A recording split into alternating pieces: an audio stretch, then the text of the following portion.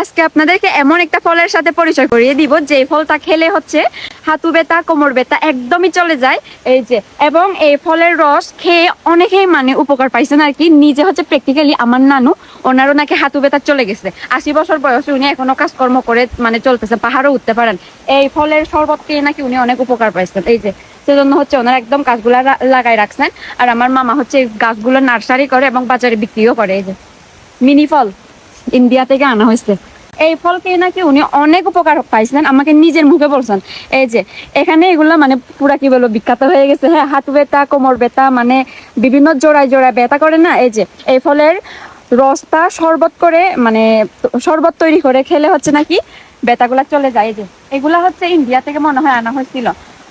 এই যে ওনাদের গাছটা কত বড় হয়ে গেছে। আমার মা 2টা নিচ্ছে এই ফলগুলা, হাঁটু ব্যথার জন্য খাবে। এখনো পাকছে? এইটা পাকে নাই, কিন্তু আমার মা যেগুলা নিচ্ছে ওইগুলা পাকছে। পাকলে কালারটা কিরকম হয়? কালারটা ঠিক আমি এখনো দেখি নাই।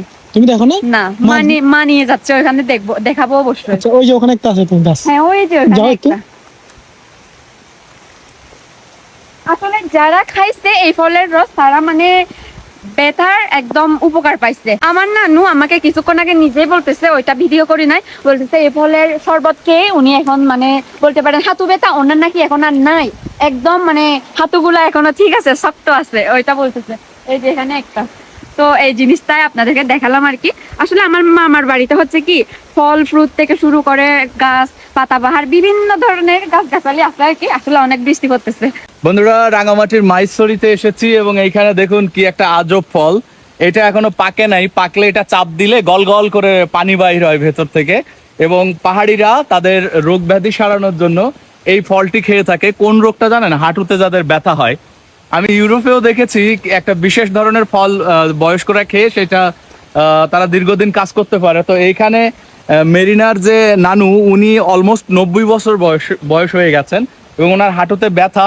এইখানে যত সবজি দেখছেন উনি নিজেই সেই সবজিগুলো রোপণ করেছেন এবং উনি বলছেন যে উনার হাতে কোমরে যে ব্যথাগুলা হয় সেই ব্যথাগুলা থেকে উপশম হওয়ার জন্য উনি এটাই খেয়ে থাকেন, এই জুসটা করে খেয়ে থাকেন এবং তার ফলে উনি অনেক সুস্থ বোধ করছেন আর কি। দারুণ এই ফলটি আপনার অঞ্চলে কি বলে ডাকে ডেফিনেটলি আপনি কমেন্টে জানাবেন।